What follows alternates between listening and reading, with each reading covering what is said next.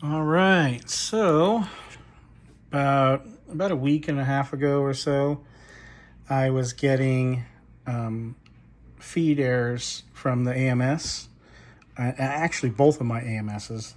This is my P1S's AMS, which only has maybe 400 hours on it. My X1 Carbon's A1S has over 1,600, and it's actually still going. But I was getting feed errors with the Polymaker Polychroma glow-in-the-dark filament. So I kind of just decided to stop running the glow-in-the-dark filament through my AMS, and I actually mounted the side spool holders on my P1Ss, and I made a top mount for my K1 Max, just because it's really gritty. So when I first got the error, I took the back of this thing apart and cleaned it out. There was all kinds of dust in there. It still wasn't feeding. It was still just spinning. And so I thought it was the motor. So I actually bought this thinking this was the whole unit with the motor. And I actually got two of them because I got one from my other AMS also. And so I actually went right now to swap in the motor.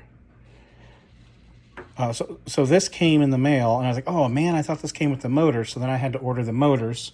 So I ordered two motors. And so they came today. And so now I went to put the new motor on the old hub here. And this is the old one here. This is the new one. This shaft was wobbly. And when I took the screws off of this whole plate was broken. So this is why I was getting the feed error in the first place. This broke. I have a feeling my motor is fine. Just the cage that holds the bearings in for this gear broke. And you can see how much, I don't know if you can see how much filament flakes are in there. So this is what failed. So I'm actually going to see if maybe I can 3D print that at a ABS glass fiber and see if maybe I can save this as a spare. I'm going to go ahead and throw this one in here for now. This is the new one. You can see this is nice and tight, and I mean this is taken off now, but it was just as loose with it on as off. This just moves freely. So just something to look out for anyone with an AMS if you start getting feed errors. It might not be the motor. It might be this this housing brace here. So I'm almost positive if I just swap this onto this one, this probably works just fine.